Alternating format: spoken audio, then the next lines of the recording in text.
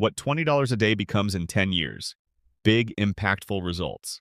You're standing at a coffee shop and you just handed over $6.50 for a latte.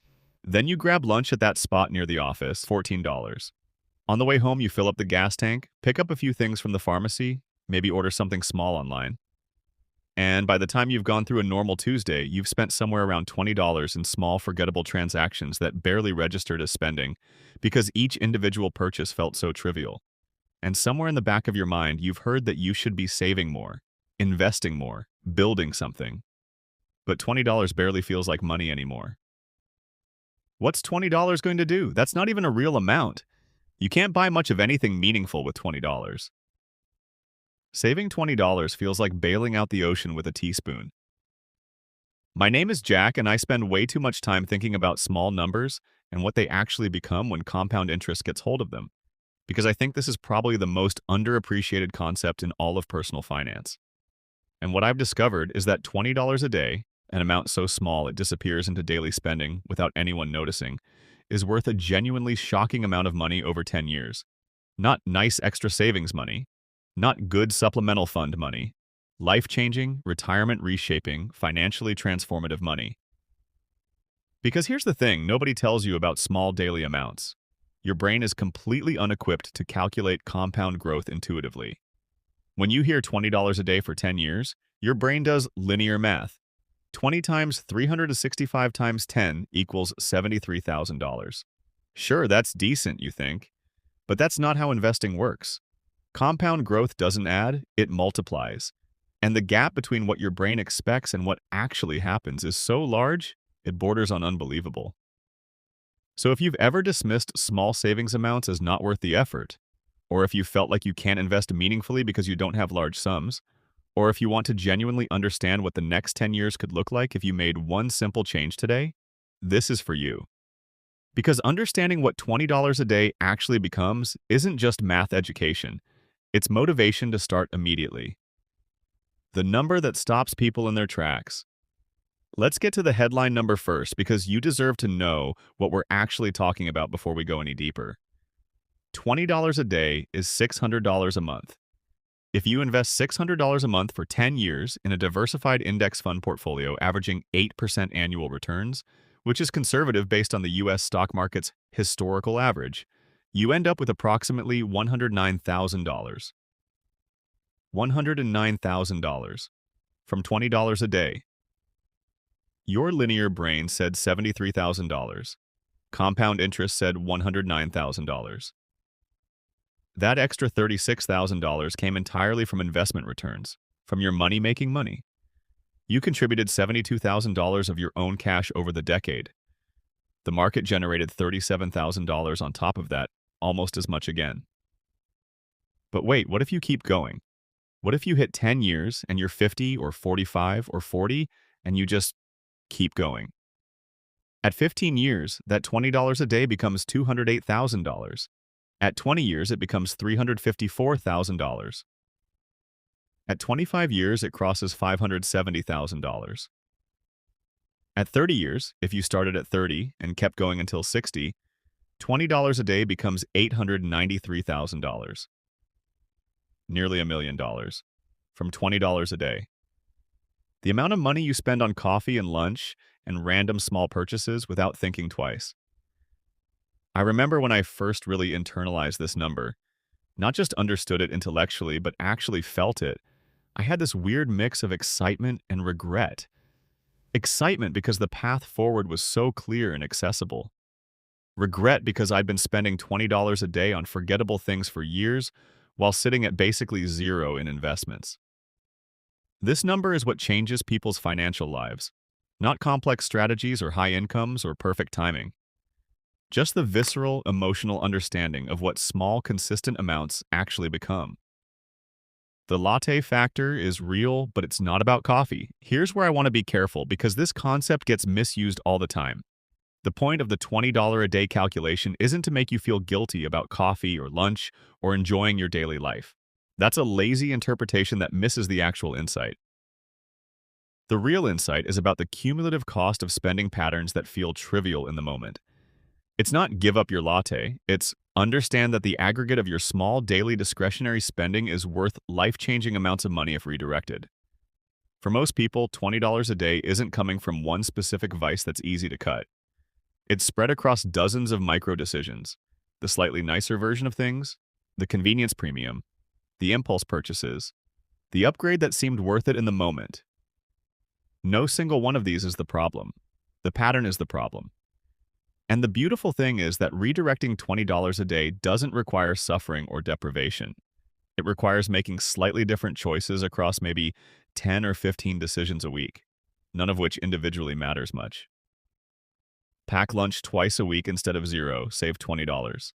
Make coffee at home 3 days a week instead of buying it, save $18. Skip one impulse online purchase a week, save $30. You don't have to eliminate all fun. You just have to redirect a small portion of the constant flow of small spending towards something that compounds. I did an audit of my daily spending once and found I was spending about $22 on absolute autopilot every single day. Delivery markups, convenience premiums, subscriptions I'd forgotten about, the slightly more expensive version of things for no real reason. Not one of those purchases was making my life meaningfully better, but together, they were costing me $8,000 a year that could have been growing. The latte factor isn't about the latte. It's about recognizing that your daily spending patterns are worth enormous sums of money over time, and you have the power to redirect a small slice of them toward wealth building. What if you can't find $20 a day? Let me be honest about something. Not everyone has $20 a day of discretionary waste to redirect. If you're genuinely living close to the financial edge, if every dollar is already accounted for and spoken for, the $20 a day story might feel like another piece of financial advice that assumes you have more margin than you do. So let's scale down and see what even smaller amounts do, because the principle holds regardless of the starting amount. $10 a day, $300 a month, invested for 10 years at 8% returns becomes about $54,000. That's still meaningful. That's still a real emergency fund plus more. At 20 years, that $10 a day becomes $177,000. At 30 years, it becomes $447,000. $5 a day, $150 a month, invested for 10 years becomes about $27,000. At 20 years, $88,500. At 30 years, $223,000. Even $2 a day, roughly the cost of a small coffee, invested monthly for 30 years becomes almost $90,000. From $2 a day. The amount matters less than the principle. Any consistent daily amount, invested over time, becomes something shockingly large. The compound growth mechanism doesn't care how small you start. It just multiplies whatever you give it. And here's the encouraging piece. You can start at $5 a day and increase it as your income grows. Start at $5, get a raise, go to $10, get another raise, go to $20. Each increase compounds on top of what's already there. The snowball gets bigger and rolls faster as you add to it. The message isn't, you need to find $20 immediately or this doesn't work. The message is, whatever you can consistently redirect toward investing will become dramatically more valuable than you think, and starting with anything is infinitely better than waiting until you can do the full amount. The account type amplification. Here's where the $20 a day story gets even better. If you're investing in tax-advantaged accounts, instead of taxable accounts, the outcome improves substantially. In a regular taxable brokerage account, you pay capital gains taxes on your investment returns. That reduces your effective return and slows compound growth. On a $600 monthly contribution over 10 years, taxes might cost you $8,000 to $12,000 of the total. But in a Roth IRA, zero taxes on growth, zero taxes on withdrawal. That $109,000 after 10 years is $109,000 you actually keep. In a traditional IRA or 401k, you get the tax deduction now, which effectively boosts your contribution's real value immediately.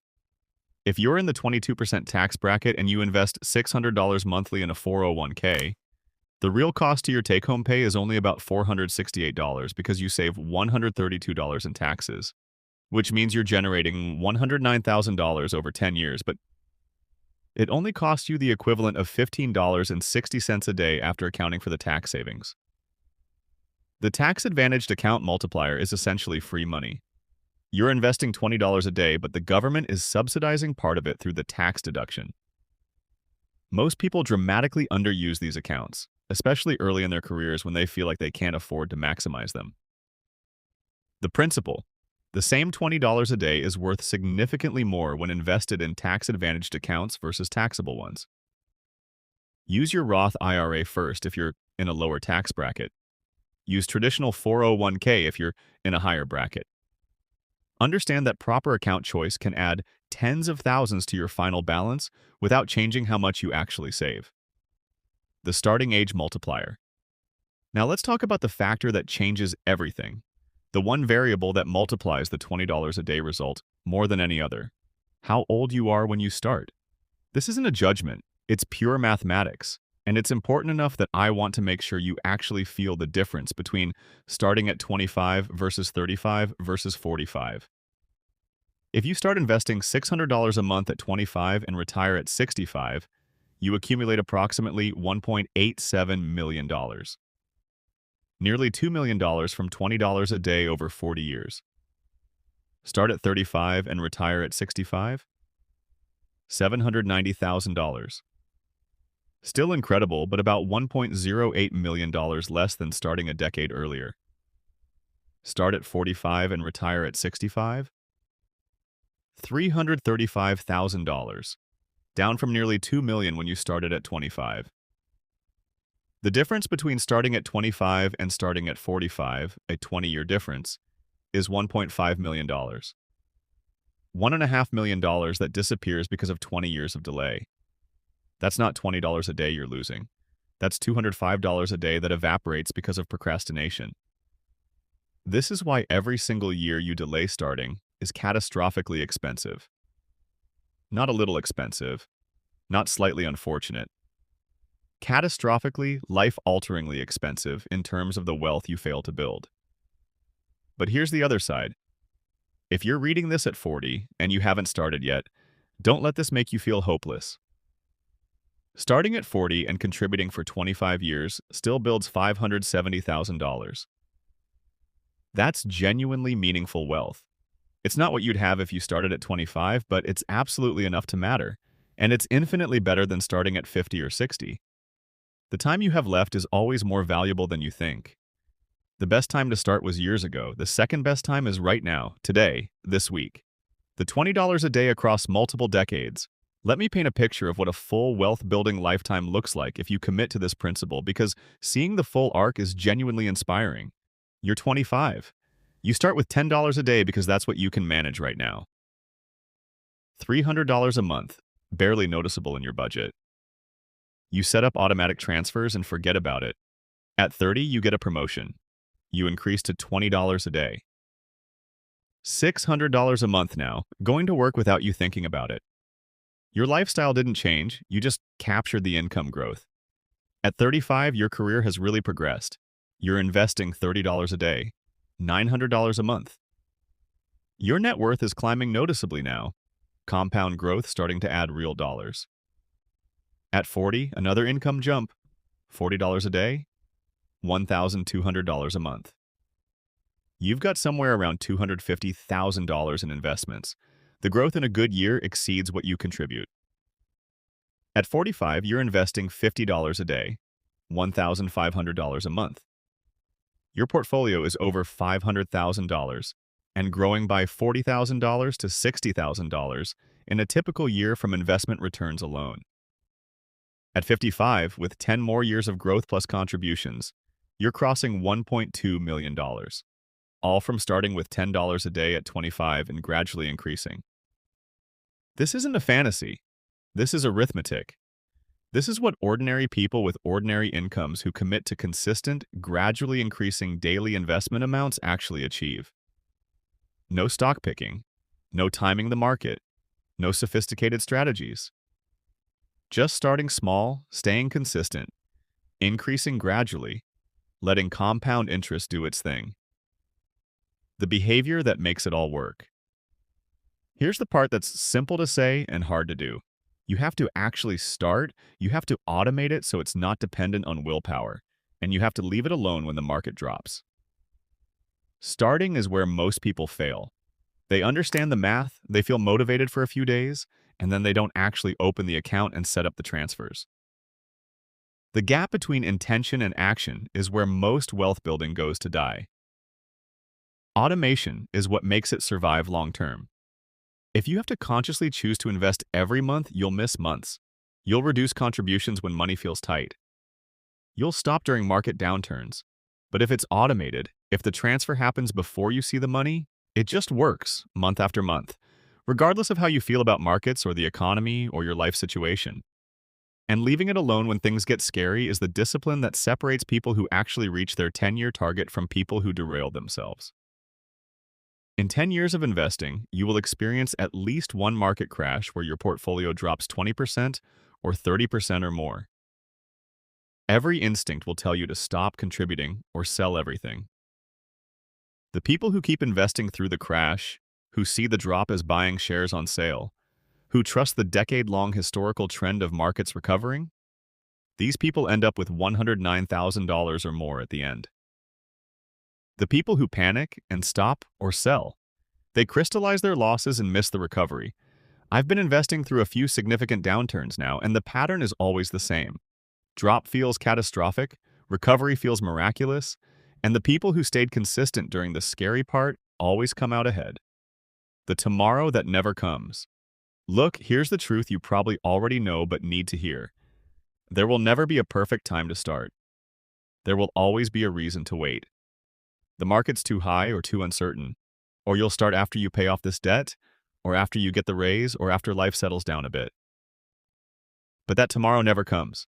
And every month that passes while you're waiting for the perfect moment is a month of compound growth you're permanently giving up. Not delaying, permanently losing, because time is the one resource you cannot buy back. The $20 a day story isn't really about $20. It's about the most powerful wealth-building force available to ordinary people. Time combined with consistency, and how easily it gets wasted when we keep waiting for the right moment. So, whatever you can do, do it now. $20 a day if you have it, 10 if you don't, 5 if that's where you are. Open the account this week, not next week. Set up the automatic transfer today, not when you feel more ready. Because in 10 years, you're going to be somewhere financially. The question is whether that somewhere includes the compound growth of years of consistent investing, or whether you're starting from scratch at that point, looking back and wishing you'd begun today. The math doesn't lie, the results don't require brilliance. They just require starting and then not stopping. And $20 a day, the amount that disappears into your Tuesday without you noticing, is enough to change the entire trajectory of your financial life if you redirect it with intention and let time do the rest.